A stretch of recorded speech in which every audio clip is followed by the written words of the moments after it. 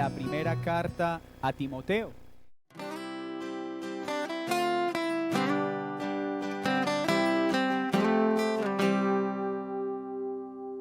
De Timoteo, capítulo 3, versículo 1 al 7.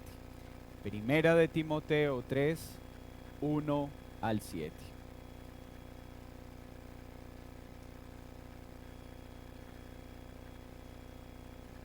Palabra fiel. Si alguno anhela obispado, buena obra desea.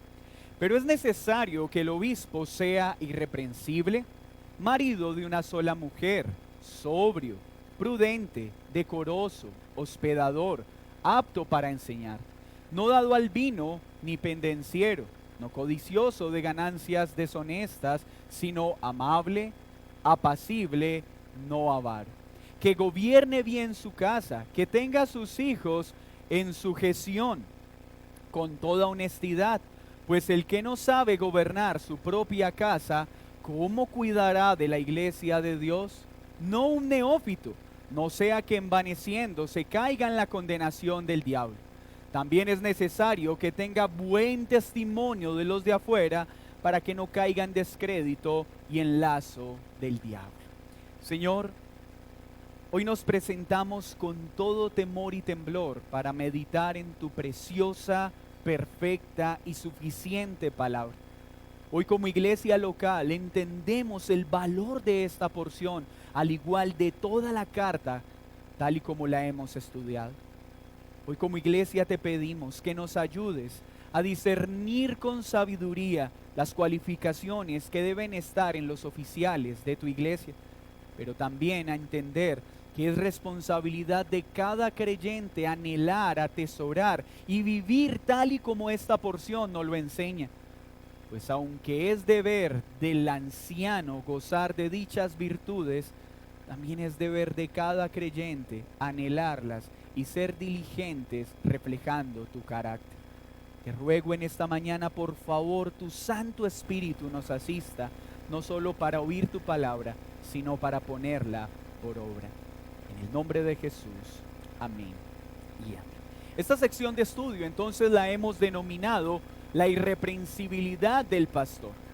Ya analizamos la importancia del llamado y sus implicaciones, las características del carácter moral que debe tener aquel que anhela el obispado o que está desarrollando el obispado, y hoy vamos a mirar el hogar, la madurez y el testimonio que debe tener aquel que anhela el obispado o aquel que hace parte del obispado. Así que acompáñenme a leer nuevamente desde el versículo 4 hasta el versículo 7, que es la sección que estudiaremos en esta mañana. Dice así la Escritura: que gobierne bien su casa, que tenga a sus hijos en sujeción con toda honestidad, pues el que no sabe gobernar su propia casa, ¿cómo cuidará de la iglesia de Dios? No un neófito, no sea que envaneciendo se caiga en la condenación del diablo. También es necesario que tenga buen testimonio de los de afuera, para que no caiga en descrédito y en lazo del diablo. Hemos mirado ya con detalle los primeros pasajes. Hemos visto cuán hermoso y glorioso oficio es el ser obispo en una iglesia local. Hemos aprendido que esto no es algo que puede ser producido por el hombre, sino que es un don de Dios. Es Dios quien prepara en su providencia hombres con estas cualificaciones para la iglesia. Que aunque esto parezca imposible, es Dios quien lo hace posible. Hemos aprendido que no estamos hablando de que los ancianos, pastores u obispos sean hombres perfectos, pues siguen lidiando con el pecado. Mas lo que nos muestra el texto es que definitivamente deben ser un claro reflejo del carácter de Cristo y en una medida mayor al resto de la congregación. Hoy el apóstol entonces habla a Timoteo y le invita a que se ocupe de tres campos particulares. ¿Cómo es el hogar de aquel que anhela el obispado o es obispo? ¿Qué tan maduro es en los términos bíblicos y qué piensan los que no creen de este varón? Detengámonos en la primera parte, la administración familiar que debe tener un obispo. El candidato a pastor o pastor debe tener un carácter moral digno de ser imitado. Necesita una buena capacidad para guiar, para instruir a la congregación. Pero esta tarea debe ser efectuada principalmente en su propia casa. Y déjeme recordar algo, iglesia. Aunque este texto tiene un propósito específico para los varones que anhelan el obispado, estas características deben ser anheladas por todo creyente. Querido varón, es tu deber gobernar bien tu casa, así no anheles al obispado.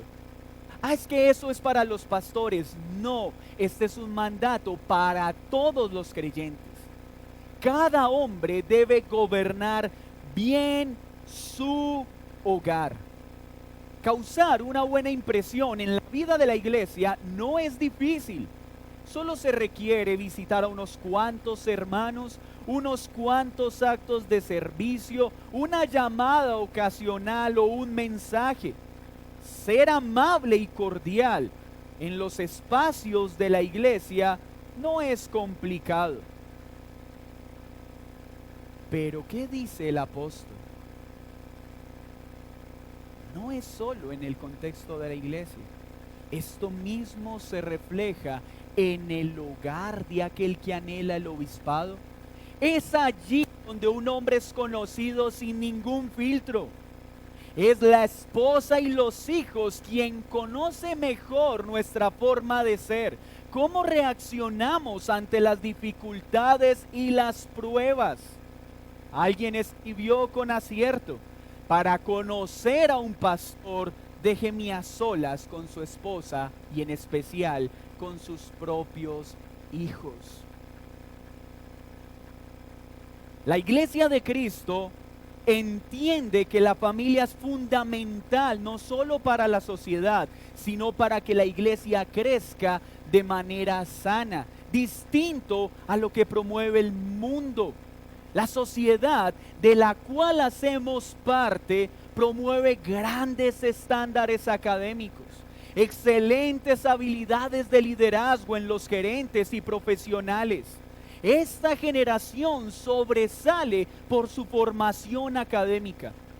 Pero aunque esta generación tiene gran éxito en lo laboral, tiene un gran fracaso en su vida matrimonial.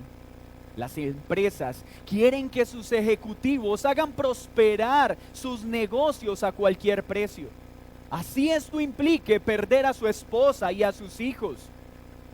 En la vida cristiana, un verdadero pastor inicia en su vida matrimonial, en cómo gobierna su casa, cómo instruye a su esposa, cómo gobierna sobre sus hijos. Por eso Pablo dice que gobierne bien su casa. ¿Leyó bien? No solo dice que gobierne, sino cómo, que lo haga bien. No es solo dirigir, no es solo instruir, no, es hacerlo bien. ¿Y qué es bien? Según los parámetros que la Biblia ha establecido. Hay hombres en este tiempo que aún piensan que ser un buen esposo es simplemente mantener la nevera llena y que no falte nada económicamente en el hogar. Eso es ser un excelente proveedor, no un excelente esposo. Tú puedes tener la nevera de tu casa llena y ser un muy mal esposo. Puede que a tus hijos no les falte vestido ni techo y ser un pésimo esposo. El estándar de lo que es ser un buen sacerdote del hogar es la Escritura. El varón que anhela el obispado, al igual que cualquier varón de la iglesia, debe guiar a su esposa con acierto. Debe ejercer la disciplina sobre sus hijos de manera adecuada en el momento indicado. No es un amo que se enseñorea sobre los miembros de su casa. No es aquel que impone sus formas y deseos de manera arbitraria, pero tampoco es un hombre pasivo, lento para restringir el pecado y muy pasivo a la hora de disciplinar. La esposa encuentra en este varón un pastor que la guía y la apacienta, que la acerca con su ejemplo e instrucción cada día más a Dios. Hay hombres que son muy dados a aconsejar en la iglesia, pero en su casa nunca lo hacen. Hay hombres que son muy dados a pasar tiempo discipulando a otros, mientras no discipulan a su esposa y a sus propios hijos. La esposa encuentra en él alguien que la ama, pero alguien que también es su maestro y su consejero. Alguien que la alienta en la debilidad, pero también la corrige bíblicamente cuando es necesario. El varón que anhela el obispado debe entender que es proveedor de su hogar, pero también quien guía a su hogar. Cuida de que no falte la provisión espiritual, pero tampoco la económica. Pues también sabe, quien no provee para su hogar es peor que un hipócrita. El pastor debe entender que su primer ministerio es su propio hogar. Pues Dios siempre proveerá pastores para su iglesia, pero no proveerá otro esposo para su esposa, ni otro padre para sus hijos. Así que el pastor y el que anhela pastorado entiende que su primer ministerio y la primera iglesia que debe cuidar es su propia casa. Cuánto mal hacen aquellos ministros que son conocidos por su amabilidad en la iglesia y disposición a servir. Es que siempre atiende mi llamada cuando le busco, siempre está ahí para aconsejarme. Pero este sentimiento nunca está ni en su esposa ni en sus propios hijos, porque para ellos siempre está demasiado ocupado. Dice también el apóstol que tenga a sus hijos en sujeción con toda honestidad. Los hijos del candidato a pastor y del pastor deben ser sujetos a sus padres, y esto de manera honesta, no por miedo, sino por honra y amor. No es una sujeción hipócrita, pues algunos hijos pueden verse muy bien portados en la iglesia, mientras en casa son rebeldes contra la instrucción de sus padres. El que anhela el obispado no solo instruye, enseña, sino que corrige el pecado de sus hijos, lo restringe de manera adecuada. Establece consecuencias claras para el pecado de su hijo, no es pasivo para tratar el pecado de los mismos, pues los errores que cometa en casa también los cometerá en la iglesia.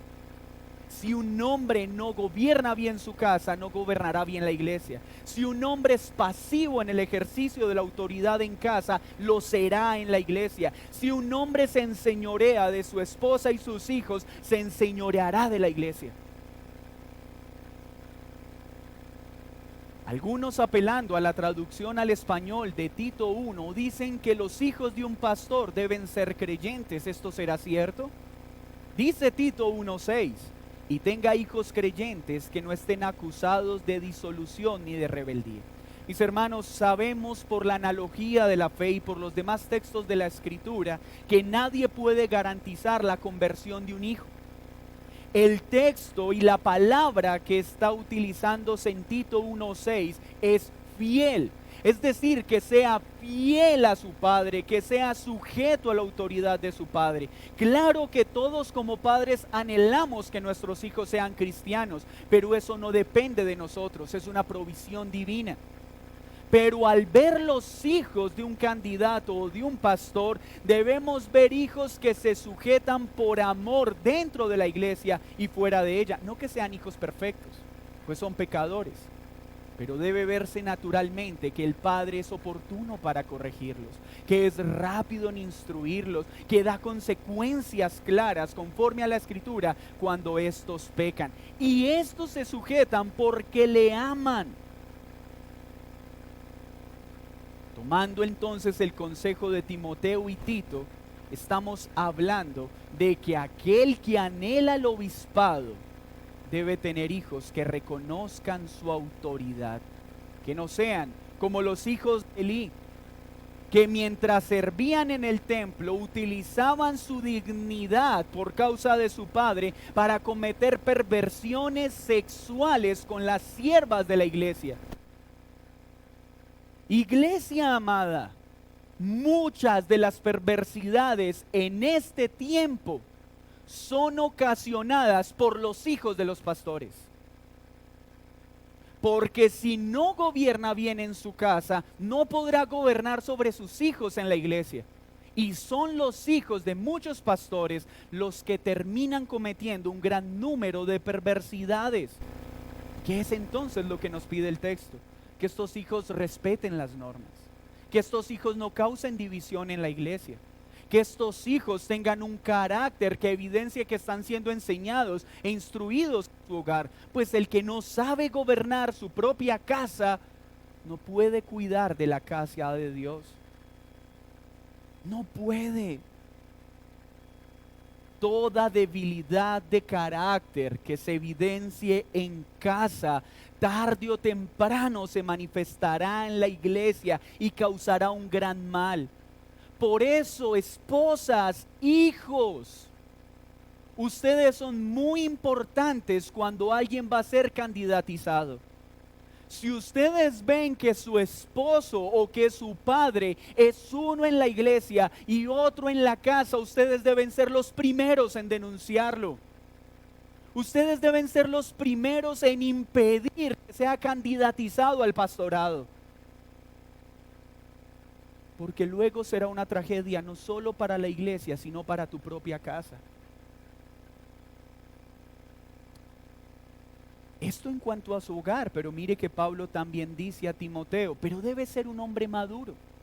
Mire lo que dice el versículo 6. No un neófito, no sea que envaneciéndose caiga en la condenación del diablo. La necesidad de pastores nunca debe ocasionar que una iglesia local se afane a elegir sus oficiales.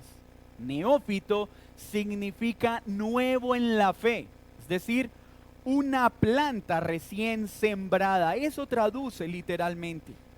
Y no tiene que ver con la edad de un hombre, pero sí con el tiempo de su conversión y su madurez espiritual.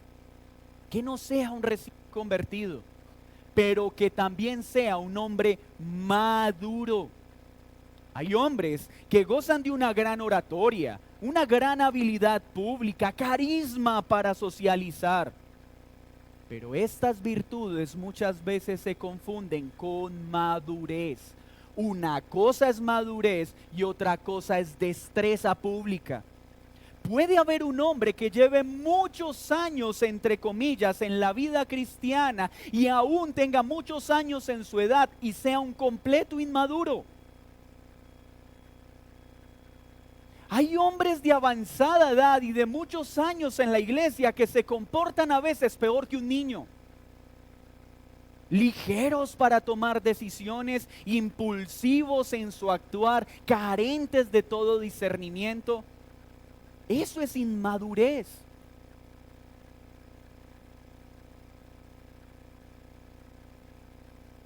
Así que Pablo le está pidiendo a la iglesia: nunca pongan al pastorado a un hombre que sea recién convertido o que sea inmaduro.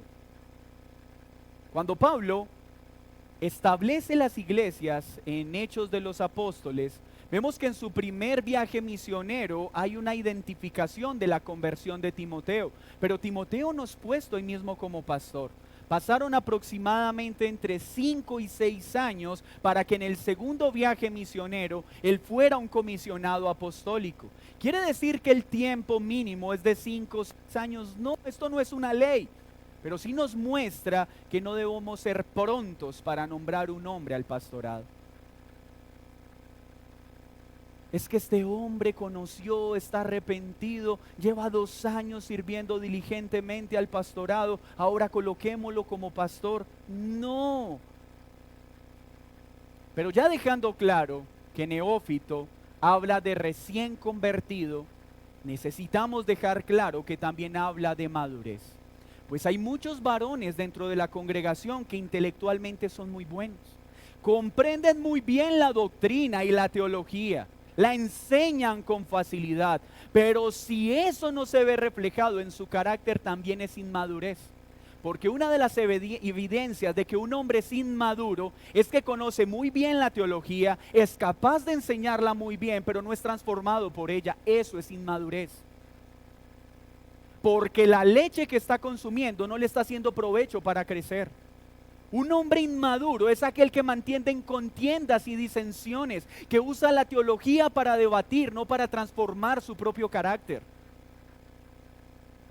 Que no sea un nuevo convertido, pero que tampoco sea un hombre inmaduro, pues un recién convertido no tendrá carácter para resistir las tentaciones producidas por una posición de autoridad y respeto.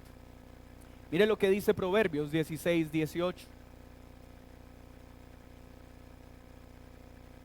Antes del quebrantamiento es la soberbia, y antes de la caída la altivez de espíritu. ¿Quieres saber cuándo un hombre va a caer? Su orgullo se hará evidente. Cuando una persona empieza a ser arrastrada por su orgullo, lo que sigue es la caída, porque todos los orgullosos serán humillados. Y un neófito, un nuevo en la fe, un hombre inmaduro al estar en una posición de autoridad será enceguecido por el orgullo. Muchas veces hay frases comunes: este hombre como era de amable, y desde que subió a ese cargo de autoridad, ¿cómo se volvió? No, no se volvió, así ha sido siempre, solo que antes no tenía ese cargo o esa autoridad para mostrar lo que verdaderamente era. Como era de amable y lo nombraron pastor, y como se volvió de mala gente. No, no se volvió, siempre lo había sido. Cuando no tenía dinero era tan bello, tan servicial, pero desde que consiguió dinero, el dinero lo corrompió. No, es que antes no tenía el dinero suficiente para mostrar lo que verdaderamente había en su corazón. El pastorado, hermanos, tiene la facultad de sacar lo peor de un hombre. Así que la iglesia necesita ser muy sabia al escoger sus ministros. Alguien escribió: el término envanece acá en el griego traduce literalmente inflarse como una nube de humo. El poner a un nuevo convertido en un puesto de liderazgo espiritual es el mejor paso para inflarlo, para poner su cabeza en las nubes. Esto pudiera ponerlo en peligro de la condenación del diablo, y no es que el diablo condene, es que va a recibir la misma sentencia que recibió Satanás. Por eso debemos ser muy cuidadosos. Fue el orgullo lo que hizo caer a Satanás, pues estando en una posición de autoridad, tuvo un concepto más alto de sí mismo del que debía tener. ¿Cómo conocemos un hombre inmaduro? Es que yo ya merezco enseñar en la iglesia. Yo ya tengo el tiempo y los títulos necesarios para que me permitan enseñar. Y me voy de esta iglesia porque no valoran mi llamado. Inmaduro. No estás listo para ser pastor. Tienes un concepto más alto de ti mismo del que deberías tener. Esto le pasó a Satanás, siendo el ángel de más alto rango. Buscó exaltarse a sí mismo por encima de Dios. El inmaduro siempre piensa estar en una mejor posición que el resto. Lo que le ocurrió a Satanás pudiera fácilmente ocurrirle a un cristiano inmaduro que ocupe el oficio de anciano. Es contra ese peligro que Pablo nos está advirtiendo. El antídoto del orgullo es la humildad, y la característica de un líder espiritual maduro es que es humilde. La iglesia no debe elevar a los que el Señor más tarde tendrá que quitar. Qué gran responsabilidad tenemos. Pero ya vimos el hogar, ya vimos su madurez, que no sea un recién convertido ni un hombre inmaduro. Pero tercero, debe tener un buen testimonio ante los que no son creyentes. Mire lo que dice el versículo 7. También es necesario que tenga un buen testimonio de los de afuera, para que no caiga en descrédito y en lazo del diablo. Un hombre que anhela el pastorado debe ser evaluado en su carácter, en su hogar, en su madurez y en cómo se relaciona con los no creyentes fuera de su vida de iglesia. Como ya lo mencionamos, ser un buen tipo en la iglesia no es difícil, pero en el hogar y que en el trabajo, ¿tiene un buen testimonio en su entorno laboral? El que anhela el obispado debe ser un hombre que, si está bajo autoridad en su vida laboral, es reconocido por ser obediente a sus autoridades, por ser diligente en su trabajo, porque es alguien honesto y confiable. No puede ser un hombre que sirve muy bien en la iglesia, pero siempre llega tarde a su trabajo. Es el último que llega y es el primero que se va. No puede ser un hombre que sea mediocre en sus funciones, porque si es mediocre en su vida laboral, será mediocre cuando sea nombrado pastor. Porque si no se sujeta a la autoridad en su trabajo, tampoco lo hará en la iglesia. Y esto aplica para todo creyente. Un creyente tiene que ser ejemplo en su trabajo, pero mucho más el que anhela el obispado. Él es tan lindo en su servicio en la iglesia, es tan amable en el hogar, pero nunca cumple sus trabajos, siempre los entrega tarde. No, a ese no me lo recomiende, porque la última vez que lo contraté me robó, hizo mal mi trabajo, es un usurero, me cobró 10 veces más de lo que cobra el resto. Eso es usura.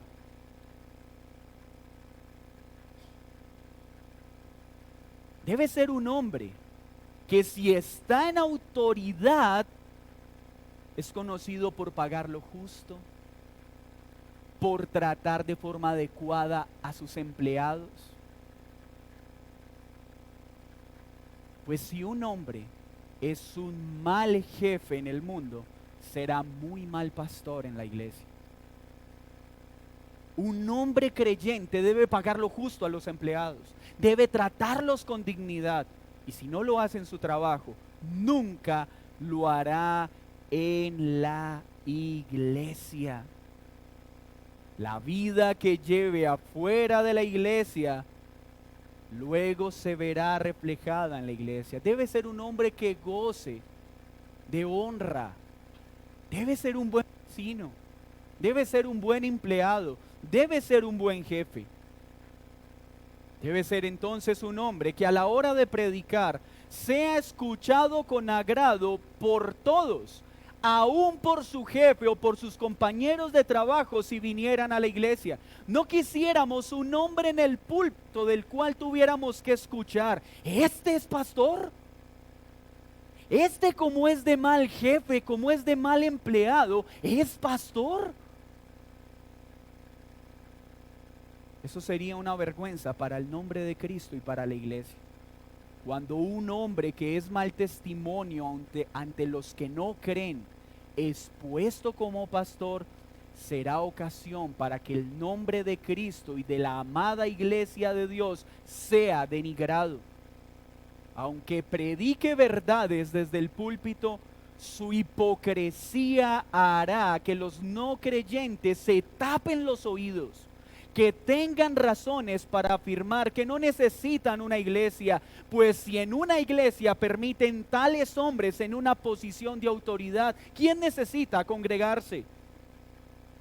En Romanos 2:23 dice, Pablo, presentando una acusación, le dice a Israel, tú que te jactas de la ley, con infracción de la ley deshonras a Dios, porque como está escrito, el nombre de Dios es blasfemado entre los gentiles por causa de vosotros.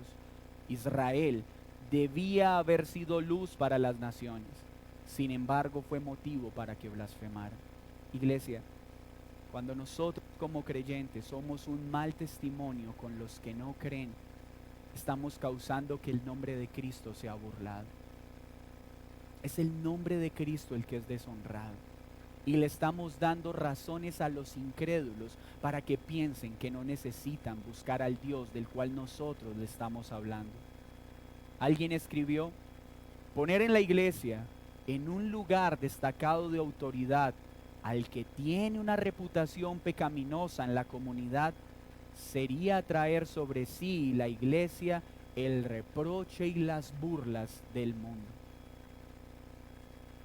Un hombre que es mal testimonio en el mundo será una presa fácil de Satanás en la iglesia, para que pronto sea descalificado y las ovejas sean esparcidas. ¿Qué nos enseña entonces esta sección final? Podrá decir usted, pero ¿por qué hemos mirado con tanto detalle esta sección? Mis hermanos, porque está en juego el gobierno sano de una iglesia.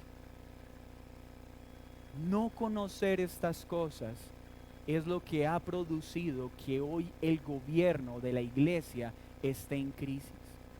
Y como iglesia local enseño esto con temor y temblor, primero, para que yo sea evaluado con objetividad por todos ustedes en mi oficio, pero también para que a la hora de escoger ancianos evaluemos con detenimiento todas estas cualidades, pues de no hacerlo pondremos en juego la estabilidad, la madurez de esta iglesia local. Así que hay un llamado a toda la iglesia, hombres, debemos gobernar bien nuestra casa, pero en especial aquellos que anhelan ser ancianos. Gobernar bien es ejercer de forma adecuada la autoridad, es amar, es servir, es instruir, es proveer, es dirigir. Pero también es necesario que sea un hombre maduro. No debe ser como locuacidad en el progreso del peregrino. Un santo afuera y un demonio en casa. ¿Cuántos hombres son amables en las congregaciones, pero son perversos, implacables e irrespetuosos en su propia casa? Debe ser un hombre maduro, que no solo tenga su cabeza llena de información, sino que esa información traspase su corazón.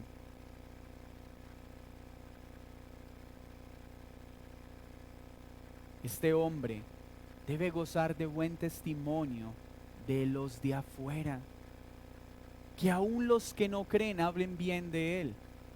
Y cuando digo hable bien de él, no es que lo descalifique algunas quejas de aquellos que no creen diciendo, es que este es un santurrón. Este es el que daña siempre las reuniones porque cada vez que echamos un chiste verde es quien se enoja.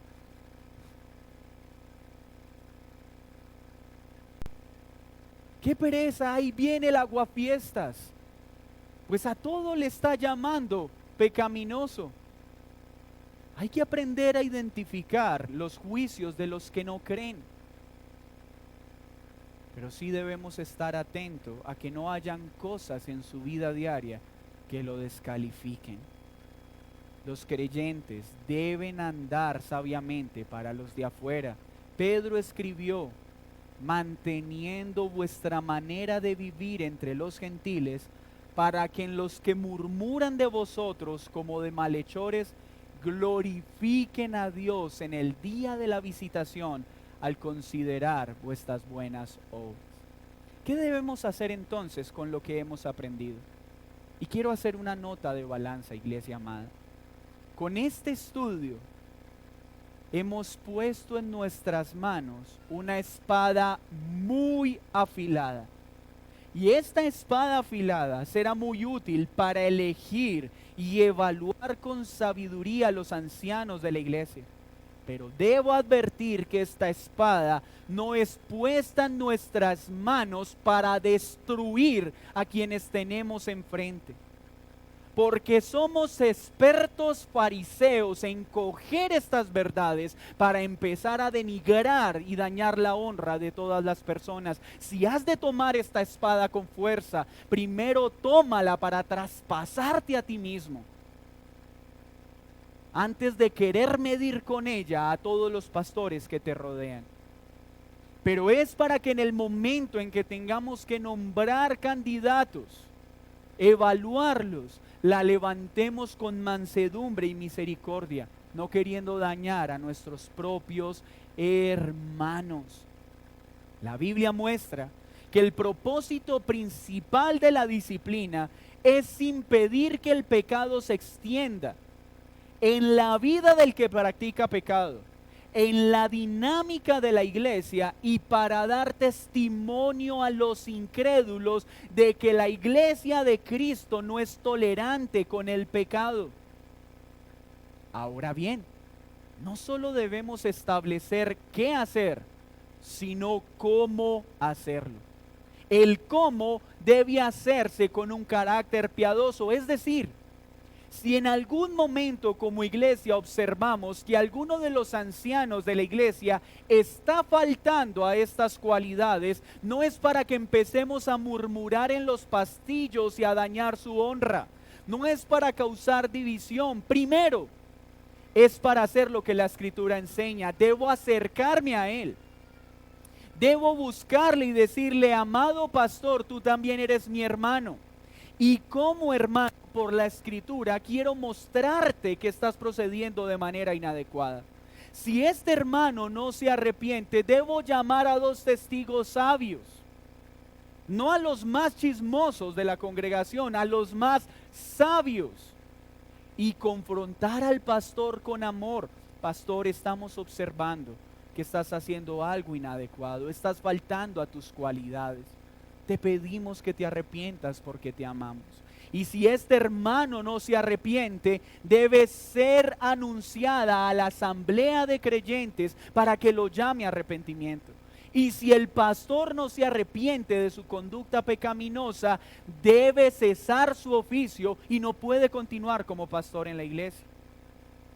Pero es importante advertir que hay casos en que este proceso tiene que ser saltado y el pastor inmediatamente deberá ser cesado de su oficio y aún expulsado de la iglesia. Ejemplo: cuando un pastor es sorprendido en actos de violación o cualquier tipo de abuso sexual, no es que: pastor, me acabo de dar cuenta que acabas de abusar, vengo a exhortarte en privado. No. Actos como ese deben ser denunciados inmediatamente a la iglesia, pero también a las autoridades civiles. Porque si la iglesia trata de tapar la violación o el abuso sexual de un pastor, es cómplice de ese delito. Es una vergüenza lo que está sucediendo hoy en los entornos religiosos, que sorprenden a un pastor en abuso sexual y lo que hacen es cambiarlo de ciudad o tratar de tapar su pecado. No, eso es un delito y debe ser sancionado. Pero hay casos en los que un pastor puede ser llamado a disciplina también amorosamente y debemos buscar su restauración. Pero en muchas ocasiones no podrá volver a ser pastor. Ejemplo: ¿puede un pastor tristemente llegar a cometer adulterio? Sí. ¿Y qué vamos a hacer si eso pasa? ¿Destruir su honra? ¿Destruir su dignidad? No, que él es hermano. Buscaremos su restauración. buscaremos que su hogar sea restaurado, pero no podrá volver a ser pastor. Podrá seguir en la iglesia, pero no podrá volver a ser pastor. ¿Y qué hacemos si un pastor es sorprendido robando dinero de su iglesia? ¿Podemos restaurarlo? Sí. Podemos ayudarle, sí, pero no puede volver a ser pastor. Queda descalificado porque ya no volverá a ser irreprensible. Mis hermanos, que nunca haya pie en la iglesia para murmurar o para causar división en una iglesia por causa de un pastor. Siempre debemos seguir el conducto bíblico porque debemos cuidar la iglesia de Cristo. Y cuando causamos división en una iglesia, no es al pastor de turno al que estamos atacando, es al pastor de los pastores a quien estamos deshonrando. Pero si tú observas que en la iglesia local en la que te encuentras ya denunciaste el pecado de tu pastor, la iglesia en lugar de corregirlo sigue siendo cómplice de pecado, tú debes irte para mostrarle al mundo que tú no eres cómplice de ese pecado que allí se practica. Hermanos, buscamos la restauración, no la destrucción. Y la iglesia tiene que aprender que cuando alguien es disciplinado, no es para andar hablando a espaldas de esa persona. Es para mirarla con amor y buscar siempre su restauración. Porque cuando tú miras con menosprecio a alguien que ha recibido disciplina, eres un hipócrita y un fariseo. No tienes otro título. No podemos ser como hermanos quienes destruimos a nuestros propios hermanos cuando pecan. No somos cómplices de su pecado, no tapamos su pecado, pero sí con amor buscamos su restauración porque es hermano a menos que se demuestre lo contrario. Teniendo esto en cuenta, es necesario terminar esta sección diciendo algo. Aunque esto parezca difícil, debemos estar seguros que Dios es quien provee hombres con estas características. El papel de la iglesia es discernir a aquellos hombres que el Señor levanta para este oficio. Y por favor, no olviden algo. Estas cualidades deben estar antes de ser nombrado y durante todo su ministerio. Si un hombre es nombrado, pero estas cualidades menguan o se apagan de manera sistemática y al llamarlo arrepentimiento no cambia de conducta, este hombre debe cesar su pastorado. No puede seguir y es la iglesia la que tiene que asegurarse que esto suceda. El Señor ama a su amada. Él cuida de ella y Él proveerá a los pastores para que hagan lo que el Señor ha determinado. Por eso no debemos afanarnos. Debemos ser sabios al escogerlos. Pero por último, querida iglesia, estas conductas deben estar en todos nosotros. Debemos ser un ejemplo en casa. No podemos quedarnos como neófitos, contendiendo a toda hora, razonando a toda hora la fe. A iglesia que vas, a iglesia que le encuentras un pero nunca te encuentras tus propios peros. Andas cuestionando la iglesia de la cual haces parte, pero nunca trabajas ni en tus disciplinas espirituales, ni en tu caminar con el Señor. Nunca encontrarás una iglesia adecuada, porque nunca estarás tratando el verdadero problema, tu corazón. Hombres, hay que gobernar bien la casa. Ese es nuestro deber. Y tener un buen testimonio con los de afuera. Que no seamos santos en la iglesia y demonios en nuestra propia casa. Y aquellos que no han creído, déjeme terminar con esto. Muchos acá pueden estar enojados y decir, yo no creo en Dios, porque he visto muchos pastores ladrones, abusadores, mentirosos. Y hoy mi papel no es defenderlos, mi papel es decirte, es cierto. Pero que hombres hayan hecho mal su tarea no te autoriza a querer vivir separado de la iglesia, pues el Señor es quien estableció la iglesia y es quien ordena que no dejemos de congregarnos.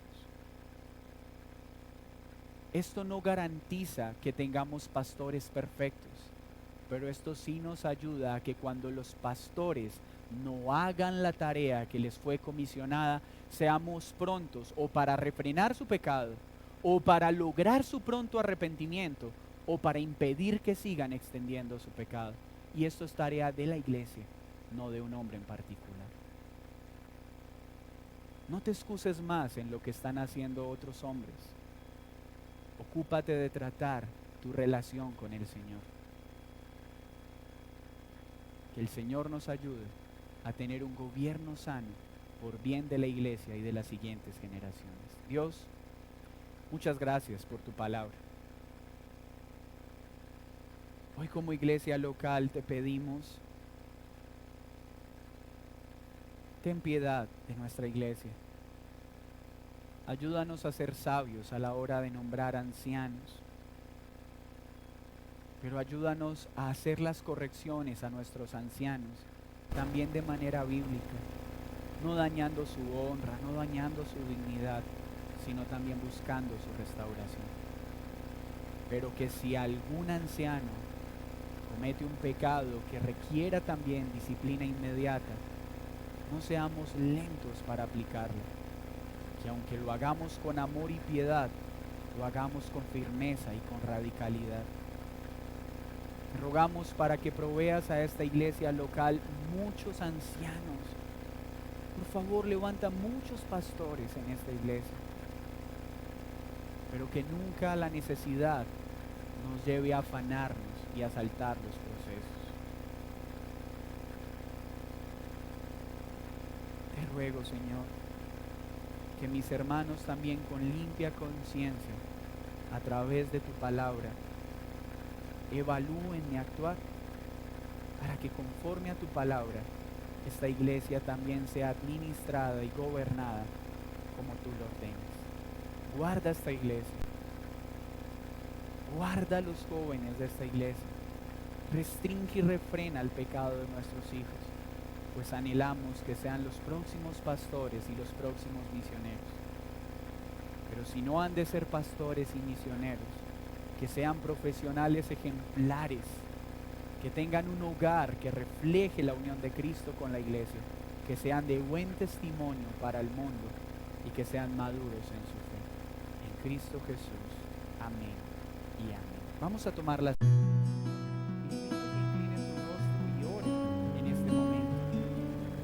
Esta enseñanza no es en primera medida para que esté pensando en los pastores que lo rodean,